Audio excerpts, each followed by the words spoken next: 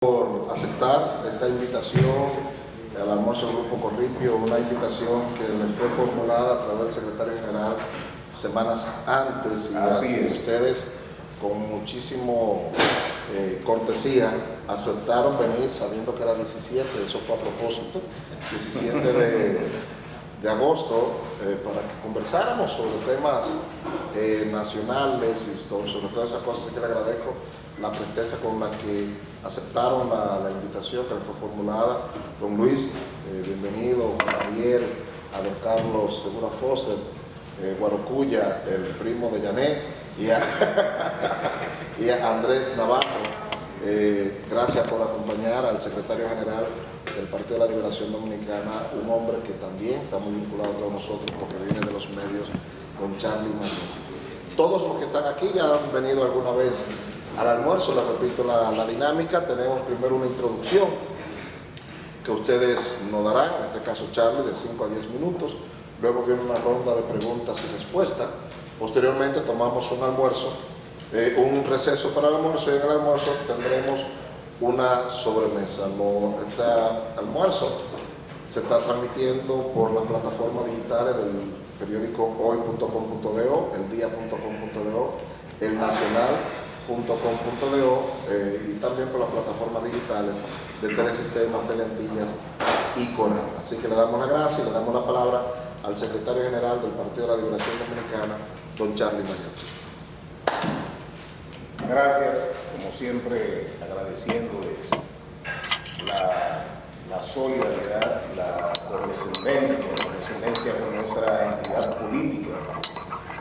Y que bueno, les agradecemos infinitamente que nos abrieran esta puerta precisamente un día después de que el presidente de la República se dirigiese al país.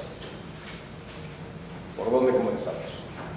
No, podemos empezar por la valoración de su discurso de ayer. Bueno, perfecto. Miren, creo que en definitiva el país que nos dibujó, que nos pintó sobre ese óleo, sobre esa pintura del presidente, no guarda absolutamente ninguna relación con la realidad. Lo que el presidente de la República nos pintó ayer se parece mucho más al teatro desde el cual él se dirigió al país, porque realmente se evidencia una disociación, una fractura franca, una ruptura total entre lo que está viviendo la gente, todo lo que está sintiendo la gente en su cotidianidad. El presidente de la República nos dijo a todos y a todas, nos dijo que, por ejemplo, cuando se refería a todo el tema de arancel seco, buenas intenciones.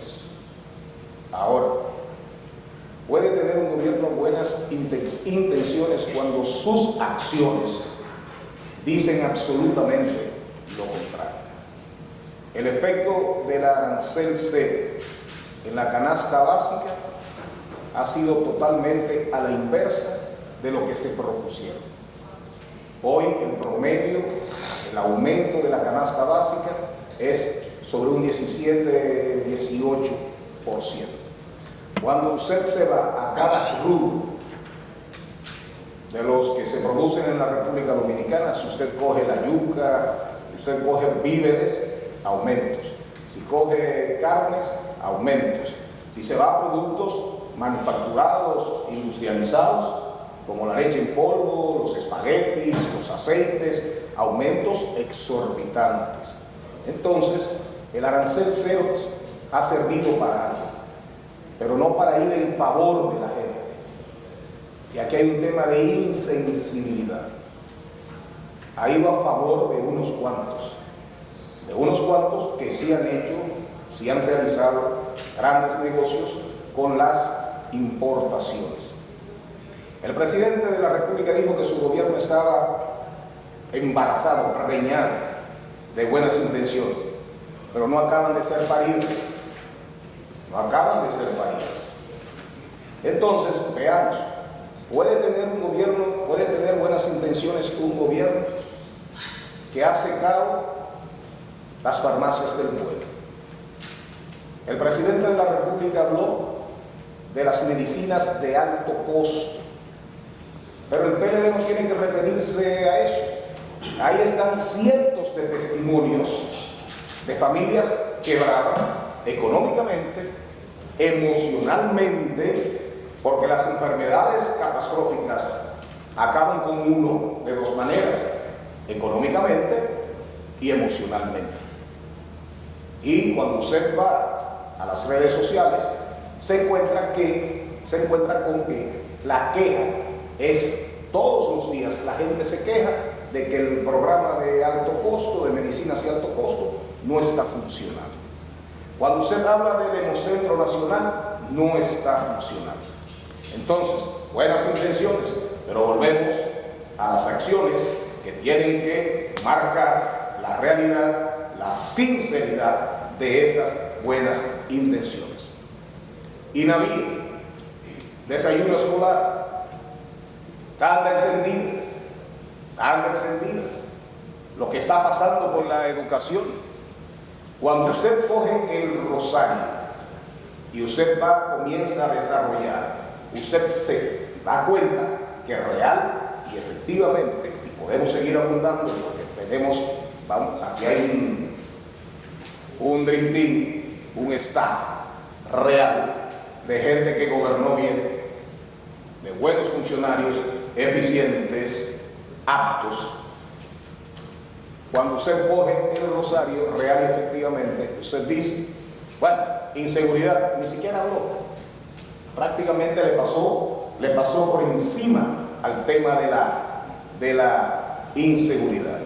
Entonces, al final, el PLD ha sido categórico y claro. Muy poco que celebrar y mucho que lamentar. Seguimos. Sin embargo, una de las cosas que él más se centró fue en el tema de la corrupción y de la transparencia. Y prácticamente pintaba el cielo y el averno. En ese sentido, ¿qué le diría Charlie Mariotti al presidente de la República? Mire, creo que nadie en su sano juicio se opone a un ministerio público independiente. El tema es ver cuán real es esa independencia hoy. El programa Supérate. El presidente de la República en su campaña, ¿de qué habló? De una famosa doble. El programa Supérate ha pasado a ser una carterita clientelar, de clientelismo total. Igual que unas pensiones, que cuando tú te adentras, cuando entras, hay gente con 50, 60, qué bueno. El tema es, cumple con los requisitos. El tema es quiénes son, cuál ha sido su trayecto, su discurrir en la vida pública. Cumple con la ley. Cumplen con la ley, pero bueno, al que Dios se lo dio, San Pedro se lo bendiga. Pero ¿qué pasa con Supera? Hay un fraude, el asunto va camino a 600 millones, pero sin embargo, hay tres colmaderos presos. Con las licitaciones, con el tema PROPET, con el tema de las licitaciones sin INAVIE, con el tema de las licitaciones de educación, prácticamente de 35, 40, 42 casos que se han suscitado durante apenas 2 años, ¿cuántos hay sometidos a la justicia? Oiga bien, El famoso fraude 13, del número 13. A lo mejor si hubiese sido 12 o 14, no estuviera preso el que está preso. Pero como el 13 trae mala suerte, según los sureños cabalosos, bueno, está preso. Pero fue por un tema que prácticamente ya no podía ser ocultado, porque fue ante toda la nación. Había un video. Ahora, veamos cuántos y cuántas de este gobierno están sometidas o sometidos a la justicia. O sea, comencemos por ahí. Lo que está diciendo Charlie Mariotti es que el actual Ministerio Público es tendenciado y no es independiente de nada. Lo que estamos diciendo es, y creo que para un hombre de sus luces, que son muchas, que ojalá usted pudiera cederle una parte al gabinete eléctrico del gobierno de las luces que usted tiene en su cabeza, para que nos ayuden a salir del derrame ya olvidado en el pasado, que quedó sepultado en el pasado, con las obras, con las inversiones y la actitud que asumió el gobierno del presidente Danilo Medina. Hoy en día estamos llenos de apagones y la gente volviendo a comprar plantas e inversores. Pero vuelvo al Ministerio Público. Miren, ¿cuál es el tema? Que no se someta a la justicia al que supuestamente cometió un ilícito. Claro que hay que someterlo a la justicia, pero partamos de una premisa que es constitucionalizada, que está constitucionalizada: presunción de inocencia. Aquí nadie es inocente, no se le ha probado absolutamente nada, no hay una sentencia con la calidad de la cosa irrevocablemente juzgada y ya usted es culpable, ¿de acuerdo? Porque se filtran informaciones, se pasan informaciones a muchos, a grupos, a medios de gran influencia, y finalmente hay un juicio previo en los titulares de los periódicos. ¿Es eso correcto? ¿Es eso correcto? ¿Eso aporta al crecimiento, a superar la precarización institucional de la República Dominicana? No porque sean amigos de uno o personas vinculadas, cercanas al PLD. No, en cualquier circunstancia estaríamos repitiendo esto mismo. Si el PLD, si Dios quiere, vuelve al poder en el 2024, como todo va apuntando en función de la degradación sistemática del gobierno, que lo está pagando la gente, porque ese deterioro al final lo paga la gente: conquistas perdidas, calidad de vida deteriorada, más incertidumbre, menos esperanzas. El presidente termina con un grito: la esperanza. Eso es lo que le toca a un presidente de la República. Pero la realidad es que hoy tenemos más incertidumbre, más desesperanza, y es lo que la gente siente en su epidermis, en su estómago, en sus aprensiones de cómo voy a sobrevivir, cómo voy a pasar las 24 horas del día en que vivo. Entonces, debido proceso. No, eso es el PLD reclamando debido proceso. Ojalá no le toque a usted, ni le toque a nadie. Pero cualquiera que se vea envuelto en las turbulencias de la justicia, ¿a qué aspira? Al debido proceso. Pero es un mandato de la Constitución. El Código Procesal Penal establece claramente cómo se deben hacer las cosas. Este es un régimen garantista en términos procesales. ¿Para dónde se ha tirado el Código Procesal Penal? Lo han tirado por la borda. Entonces, la seguridad jurídica. Entonces, nosotros lo único que decimos es, si de verdad queremos apostar al fortalecimiento de la justicia como una institución clave para las democracias, de verdad que sí, un ministerio público independiente, pero sin villanos, sin supuestos presuntos villanos o villanas favoritos ni favoritas. Yo quiero aprovechar la presencia aquí en el equipo de Juan Ariel, que fue ministro de Economía, Planificación y Desarrollo, porque otro aspecto que tomó mucho tiempo en el discurso del presidente ayer fue el aspecto económico. Presentar como una economía en recuperación, incluso llegó a decir que éramos modelo de recuperación para muchos otros países y dio una serie de estadísticas. Me gustaría las opiniones de Juan Ariel en su condición de ex ministro de Economía y Planificación y Desarrollo. Claro que sí. El secretario general decía que el discurso del presidente Abinader en el día de ayer fue excesivamente optimista, fue pintando un país que no es el país donde viven todos los dominicanos, pero tampoco es el país que establecen las mismas cifras oficiales del propio gobierno.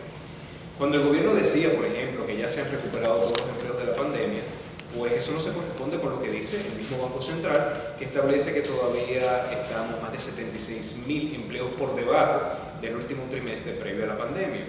Cuando dice que tenemos una inflación que es consona con lo que ocurre en América Latina, eso también es falso, porque somos el cuarto país de América Latina con mayor inflación, o sea, con mayor aumento de precios desde el mes que el presidente Abinader tomó el mandato en agosto de 2020 hacia julio de 2022, 17.1%. Entonces nos tenemos que preguntar, ¿qué está haciendo bien Bolivia, que solamente tiene una inflación de 2%? ¿Qué está haciendo bien Guatemala, que solamente en 2 años ha tenido una inflación de 12%? ¿Qué está haciendo bien Costa Rica con una inflación de 13%? México con una inflación de 14%. Entonces yo creo que querer aparentar que todo está bien, querer aparentar que el país está en momentos de bonanza, que no es nada nuevo. Ya les decía a los jóvenes que aquí teníamos oportunidades que en Suiza. Entonces eso no se corresponde ni lo que vive cada uno de los dominicanos, ni lo que se corresponde con las estadísticas que publica el mismo gobierno. Sí, Luis. Mira, bueno, apuntar sobre lo que señala Juan Ariel lo siguiente. Hablamos de recuperación de la economía, hablamos de recuperación del empleo, pero hablamos de la recuperación de un empleo que creció, se recuperó 7 puntos en el segmento informal. La informalidad hoy anda en los niveles más altos de posiblemente los últimos 15, 20 años. Y eso es un empleo precario, un empleo de mala calidad, un empleo de motoconchistas, un empleo obviamente con niveles de ingresos muy bajos, de servicio doméstico. En ese nivel, todavía el segmento del empleo formal está 1% por debajo del pico más alto que alcanzó previo a la pandemia. Entonces, no podemos hablar de recuperación en los términos como si prácticamente este crecimiento que ha exhibido la economía dominicana en el año 2021 y lo que va del año 2022 no tuviera una secuela negativa. Ahí faltó balance, mucho balance a la hora de hacer la evaluación de la recuperación económica. ¿Cómo se explica entonces en el marco, tú mencionabas una lista de países que tienen más baja inflación que República Dominicana, pero esa misma lista asimismo encabeza a los países de América Latina que están teniendo menor crecimiento? Cuando tú ves la lista de los que tienen más inflación, te coincide que son los que están teniendo más crecimiento. Aquí hay 3 maestros que pudieran explicarnos ese fenómeno. Eso es lo lógico, ¿verdad? No sé si... No, ese no se está escuchando. Toma ese. Préstame ese, toma ese. Mira, José, precisamente el hecho de que seamos el país que tiene la tercera o cuarta inflación más alta de la región explica también una parte del crecimiento, porque cuando tú tienes alta inflación también te crece el Producto Interno Bruto. Y cuando tú descompones ese crecimiento que tú tienes contabilizado en el Producto Interno Bruto, lo que te va a dar cuenta es que una parte importante del componente es la inflación. Eso es como cuando tú hablas de las recaudaciones, por ejemplo, que es un indicador de buen desempeño. Si tú descuentas el 17.1% de las recaudaciones, más o menos las recaudaciones tienen el mismo comportamiento vegetativo que tendría la economía previo a la pandemia en caso de un crecimiento normal. No hay una mejora desde el punto de vista, digamos, real del crecimiento de la economía. O sea, lo que tú tienes ahí incorporado es precisamente la inflación. Entonces, no hay una correspondencia entre establecer buena calidad de crecimiento y además bajos niveles de inflación. No sé si... Yo quisiera apuntar algo adicional y le paso la palabra a don Carlos porque de hecho me gustaría que haga un señalamiento. Si vemos 2012-2019, la República Dominicana fue líder de crecimiento en toda América Latina y fue el segundo país no dolarizado con inflación más baja. Entonces, en el pasado éramos líderes de crecimiento de América Latina. Tenemos 50 años siendo líderes de crecimiento con una diferencia. Nunca fuimos el país con más alta inflación. Y eso es algo que ha cambiado en este gobierno. Sigue el alto crecimiento, pero ahora somos de los de mayor inflación. Y es normal que uno se pregunte por qué. ¿Qué ha pasado en República Dominicana que la inflación se ha disparado? Y ahí sí, que obviamente don Carlos Segurafonte nos puede decir qué ha pasado con el sector agrícola, porque el componente que ha disparado la inflación es sobre todo el grupo de alimentos. Y en un segundo lugar, el aumento en la tarifa eléctrica, que déjenme señalar algo. Ni cuando el petróleo llegó a $150 el barril, el gobierno dominicano, en los gobiernos del PLD, dispuso un aumento de la tarifa. Este gobierno, que ha tenido un precio promedio del petróleo de $73, lleva ya una serie de incrementos que está golpeando a la ciudadanía. Pero sobre todo, aumento en los precios de los alimentos es un reflejo de la política agropecuaria que alguien como Carlos pudiera... Perdón, antes de entrar a la aclaración de Carlos, precisar, durante el año 2012, 2013, 2014, los precios del petróleo estuvieron más altos a nivel internacional que los precios que ha tenido este gobierno, y a pesar de eso la inflación fue más baja. Entonces, el argumento de los elevados precios internacionales del petróleo no es un argumento para justificar la elevada inflación. Si yo fuera, si tuviéramos un debate, yo le dijera, pero nada más, aunque estaba el doble, pagábamos la mitad. Pero eso también es un falso señalamiento del gobierno, que Luis o Guarocuello lo pueden explicar. No, claro, con mucho gusto lo voy a precisar ahora mismo. Es que yo creo que ahí hay una confusión. Incluso el mismo presidente de la República incurrió en un craso error, en un desconocimiento total de lo que era el acuerdo de Petrocaribe. Petrocaribe era un acuerdo de financiamiento, pero eso no determinaba la fijación de los precios. O sea, yo te financio la mitad de la factura, pero si el precio del barril está a 100, tú tienes que gestionar los precios internos con el precio del barril a 100. No es que yo iba a bajar.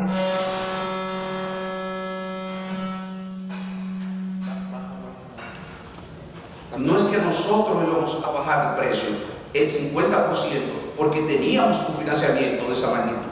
Eso es un error garrafal. Incluso cuando nosotros vimos eso, nosotros realmente dijimos, bueno, aquí hay un serio problema, porque aspectos fundamentales del manejo de la economía se desconocen. No, Luis, y es bueno decir que también era a precio de mercado. Siempre. Era un financiamiento a precio de mercado. No había ningún tipo de subsidio al precio del combustible que consumía la República. Por eso, el precio se fijaba el precio interno de los combustibles conforme al precio internacional del petróleo. Don Carlos. Lo notable y que se resaltaba en todo el organismo era que el gobierno del PLD se dio un fenómeno de alto crecimiento con baja inflación, que es lo que permite que el crecimiento en términos reales se convierta en desarrollo y mejore las condiciones materiales de existencia de la población. Por eso es que en el gobierno del PLD, además del crecimiento, ese desarrollo, todos los indicadores mejoraron. Y eso obedece fundamentalmente a que el crecimiento se sustentó en su fuerza interna, en su fortaleza interna. Ahora nosotros estamos viendo un fenómeno que en términos reales no podemos criticarlo. Nuestro país ha mejorado en la parte monetaria, en la parte económica, pero realmente dependiendo de factores externos que no están bajo nuestro control. Las remesas, nosotros le agradecemos, pero no es riqueza producida aquí. El turismo nos genera riqueza, pero es importada. Nosotros tenemos que generar nuestra propia riqueza y eso se logra cuando la producción local está privilegiada. El gran error de este gobierno, y es la materia que para mí sacó más baja nota, es la agropecuaria, porque hemos dejado de favorecer la producción local para depender de las importaciones. Entonces eso nos ha creado un grave problema, porque dejando de producir aquí, hemos optado por importar y cada importación nos trae inflación internacional incluida, lo que nos obliga hoy a comer a los precios más altos de la historia. Cuando nosotros, para citar un solo ejemplo, que aquí tiene normal preguntar, el pollo es una ensamblaje que se produce a partir del pollo bebé entre 39 y 41 días y a partir de huevo fértil entre 59 y 61 días. Nosotros desperdiciamos la oportunidad de generar riqueza con la producción de pollo y entonces optamos por importar pollo, a veces de una calidad cuestionada desde Brasil, que paradójicamente en el momento que nos quiere vender el pollo, nos suspende la venta de huevos fértiles. ¿Cuál es el interés de no vender los huevos fértiles? Obligarlo a comprar el pollo terminado. Entonces, el pollo ha pasado a ser de los factores fundamentales del disgusto generalizado que hay en la población, que ha visto disminuir su calidad de vida. Escuchándolo a ustedes, uno llega a la conclusión de que no fue el manejo de la economía que hizo que la gente votara en contra del PLD, que evidentemente otros factores fueron que hicieron que votaran contra, como el aumento de corrupción. Y le pregunto yo a ustedes, ¿qué le dicen ustedes a la gente que han cambiado en el PLD como para que la gente vuelva otra vez a confiar en el PLD y que entienda que no es el mismo PLD corrupto que la gente sacó del poder en el año 2020, aún reconociendo los buenos manejos de la economía? Don Andrés Navarro, columnista del Que Andrés, ahorita en el almuerzo, Andrés, como brazo operativo de la comisión organizadora de la consulta nacional que celebraremos para escoger al aspirante o la aspirante de mayor simpatías ciudadanas, es bueno que en algún momento conversemos con Andrés sobre eso. pero vamos, ¿qué ha cambiado el PLD como para convencer a la gente que aún reconociéndole los buenos manejos de la economía, votó en contra del PLD por esas cosas? No, pero yo puedo responder también. Bien, muchísimas gracias por recibirnos. Bueno, el país ha visto a partir del 2020, de los resultados de las elecciones, en qué se ha centrado el PLD. De hecho, en algunos momentos hasta se nos ha acusado de hacer una oposición fría ante el gobierno, algunos sectores.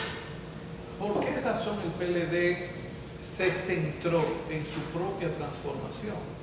A partir de una evaluación que hicimos de nuestra trayectoria como partido, no solamente de los últimos años, de toda la trayectoria del partido. Nos centramos en el 9º Congreso Ordinario porque entendíamos que la población nos había enviado un mensaje en las elecciones del 2020 y ese mensaje implicaba una revisión de nuestra organización. Ese es un testimonio que lo ha dado el PLD y que no lo ha dado ninguna organización política en el país, que es después de salir de 16 años de gestión pública, entonces centrarse en una revisión interna. En esa revisión interna logramos sacar una nueva normativa de la organización del PLD, con la incorporación de muchos elementos propios del momento. Por ejemplo, en nuestros estatutos se establecieron medidas que permitieran mucho mayor presencia de las nuevas generaciones en la construcción del partido. Y esto era ya un reclamo, no solamente en las bases del PLD, sino también en la sociedad. Y eso hicimos. También establecimos una serie de mecanismos en el partido de control, de transparencia institucional, que es una de las grandes tareas que está desempeñando nuestro nuevo secretario general en la gestión del partido. Por otro lado, hicimos una estructura organizativa mucho más horizontal. Ustedes vieron las transformaciones desde el comité político, el comité central. Nosotros tenemos un comité central que tiene representación en todos los rincones del país, porque nos dimos cuenta que parte del mensaje de la población es que necesitaban un PLD más aterrizado en todo el territorio nacional, y también lo hicimos, porque entendimos también que para que la gente pudiera tener más confianza sobre el PLD para un próximo periodo gubernamental, teníamos que demostrar que